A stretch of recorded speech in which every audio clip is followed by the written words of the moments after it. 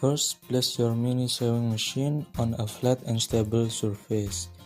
Second, place a spool of thread onto the thread spindle or holder that is located on the side of your machine.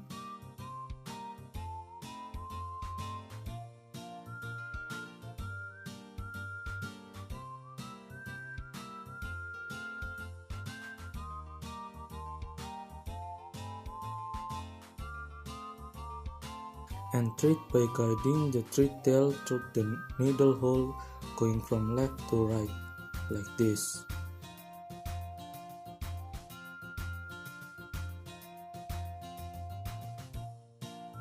Three, drop the bobbin into the bobbin compartment with the thread winding around it in a counterclockwise direction.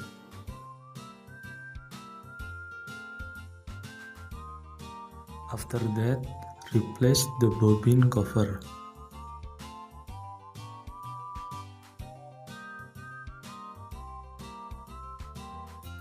Turn the hand wheel to lower the needle so it catches the bobbin. Or plug the power into the power source, plug in the foot pedal and place it onto the floor. 5. Position your fabric and then lower the pressure needle. After that, press the foot pedal to begin sewing.